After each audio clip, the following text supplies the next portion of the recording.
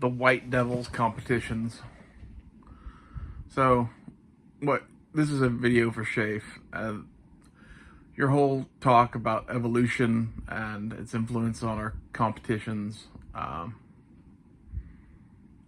it made me think of one thing in particular, and that's the Pacific Northwest Coast Indians. I don't know how much you know about them, but prepare to be learned. There's a bunch of tribes up there, but I'm talking about Indians that are like the Tlingit, the Salish, the Yakima, the Nooksack, stuff like that. These Indian tribes, I think, fly in the face of your thinking that our competitiveness is an evolutionary thing and an evolutionary advantage. The area that these tribes lived in was highly productive. It was so productive, in fact, that every man had more food than what they could eat. And it created a space where they didn't compete, you know. It's one thing, you know, if there's 12 buffalo in the whole state, and if you don't kill 2 buffalo a year, your tribe starves or some shit like that. It becomes a whole different thing when the economy of where you are is salmon, and literally there's just food everywhere. I don't think it's people's natural state to be in such a high density that the food becomes scarce. If you look at, you know, all of human history from a wider lens, that's not a common thing. It's a much more common thing that we were in small tribes and there was plenty of food. Maybe you had to go out and hunt and get that food, and maybe that was harder than where the Salish lived, for example. But the interesting part about these Tlingit and Salish and other tribes is they developed a very, I don't know the word for it. It was a culture of giving shit away. You know, your status and whatever wasn't measured anymore by how well you hunted, because everybody could go out and get all the food they fucking wanted out of the rivers. It was, they used to do a thing called potlatching, which is where we get the English word potluck from. In a potluck dinner, everybody brings a dish, right? Well, in potlatching, what they would do is go and have a dinner somewhere, like their neighbor's house or something like that, and would literally bring baskets full of food to show how great they were. Just give it away.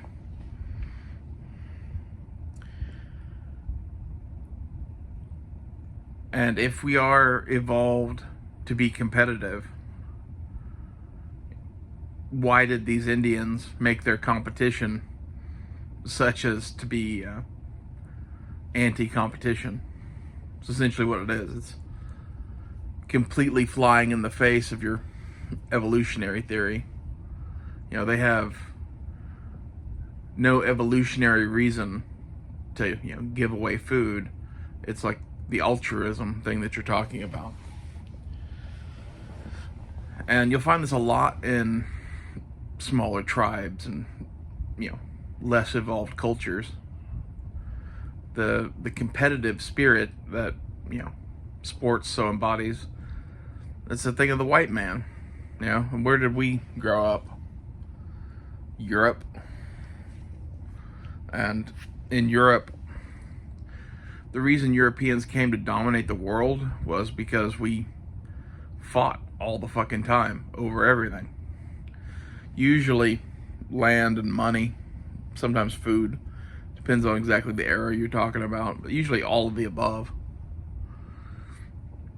And when you just fight and fight and fight and keep fighting for 2,000 years, and then place onto this, you know, science, eventually you start getting, you know, mechanized weapons and such, and that's how, you know, these potlatching societies came to die in the end, is that they met the white man. And the white man's greed isn't compatible with the altruism of potlatching.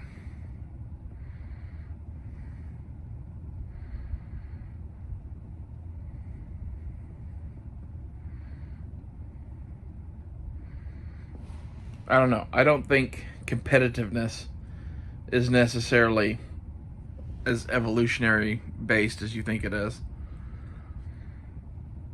And you could make the argument that, they were in a situation that didn't need competitiveness, so it deselected for it, whereas the Europeans were in a situation where things were highly competitive and that led them to dominate the world, and now I'm right. But I guess my question is, which is better? Is it better to be, altruistic, or is it better to be a competitive asshole?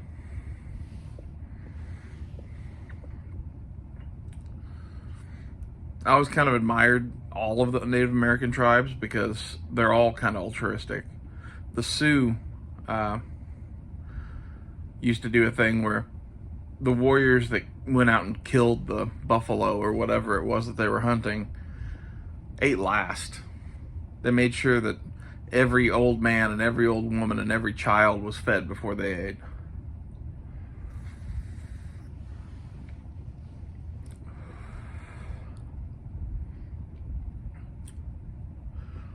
This is why the concept of, greed and owning land and all of this shit was just completely foreign to them. And I don't think just because we conquered them, that means that we're better than they are. I think that there's some elements to that type of society that are truly better than ours. And this is where, is evolution of Satan, and your whole talk about Satan made me think of Joseph Campbell. All the devils and all the demons and all the angels are inside us. All the heavens and all the hells are inside us. Something like that. I'm kind of paraphrasing there, but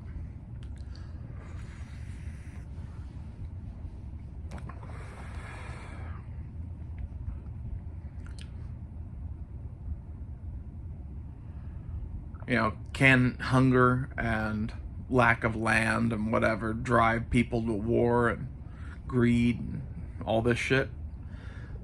Yeah. I don't think that's humanity's natural state. I think that is largely the devil, for lack of a better term.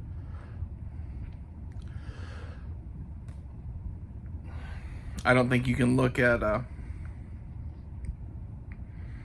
altruistic societies going up against greed-based societies and be like, clearly the ones who should be the ones that we copy are the greed-based societies because they win.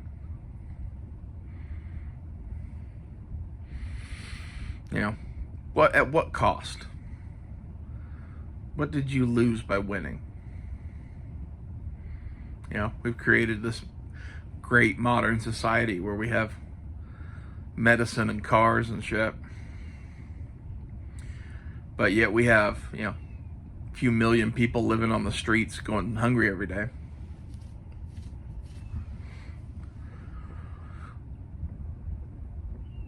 This is, one of the big problems that we have is we have too many children, The Sioux would never have children that they couldn't feed.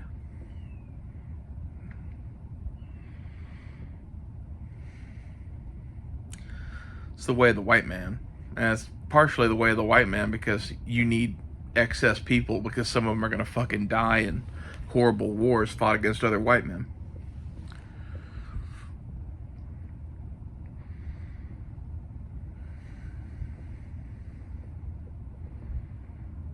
And from this, 10,000 foot view of society, I think there's something to be learned from our Native American friends and the potlatching and the Salish and the Tlingit and the Sioux. I think some of this is how much of this competitive drive to win and dominate is evil. It's not, you can't blame it on evolution. They were surviving just fine before we showed up. They were competing with all the other tribes in the area. having technologically superior forces from a half a world away show up is kind of a different thing. They were never going to win.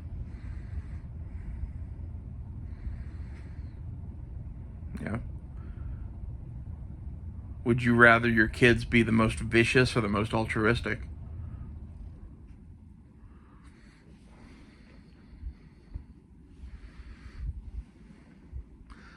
And another word for altruism in my mind is honor. Like the reason you stop for the dude on the side of the road who could be some crazy fucker that tries to stab you for all you know is for the honor of it. You know, it's the right thing to do. There's a quote from Tecumseh that, among many other things in it, says, salute a stranger. Always salute a friend or even a stranger when in a lonely place. Forget the whole quote. It's a long quote. That's the whole... if you look up Tecumseh quotes, it's the first one that'll pop up.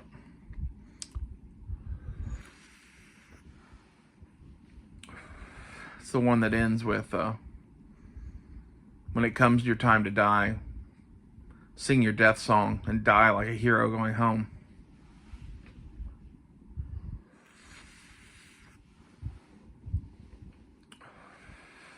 It's a pretty famous quote.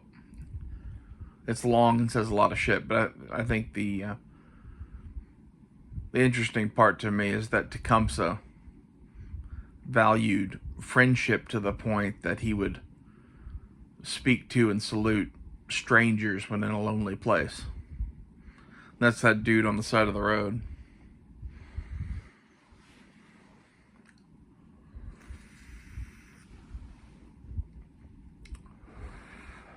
I don't know, man. I just see a lot of problems in our society, and a lot of problems in our society is a lack of honor and a lack of altruism, a tendency towards greed and viciousness, and I don't think sports helps any of that. And you can claim it's evolution all you want, but I think there's more to us than that. There's more to evolution than all animals, really. Do you know that tigers will pick random animals that they like that are prey animals and let them live within their territory and even hang out with them? There's a Siberian tiger somewhere in Russia that's on like a preserve. They gave it a goat to eat, and this is a tiger that's eaten many goats. You know, they've given him goats before and since this goat. Killed them all. This one goat had no fear of tigers, walked right up to the tiger. Tiger let it live. Hangs out with it. Why? Because tigers do weird shit. You know, this is the whole story of like Mowgli in the Jungle Book and being raised by wolves and tigers and shit. Shit happens, you know. You think a 2,000-pound killing machine is always going to kill a boy, when in reality, you show no fear to the tiger, walk right up to the tiger and be its friend. Sometimes it just lets you live.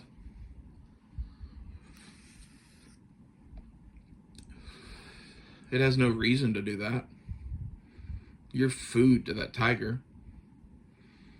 From an evolutionary perspective, it should kill you and eat you. Why doesn't it? Honor. Big cats have an honor code just like we do. Even wolves and bears and other things do too. Like, I can't think of a single predator in nature that doesn't have some sort of honor system to it. Except sharks. Sharks are kind of mindless killing machines. Maybe crocodiles too. As far as mammals go. I just think it's funny that tigers in particular will be like, yeah, I like you too much to eat you. Maybe another day.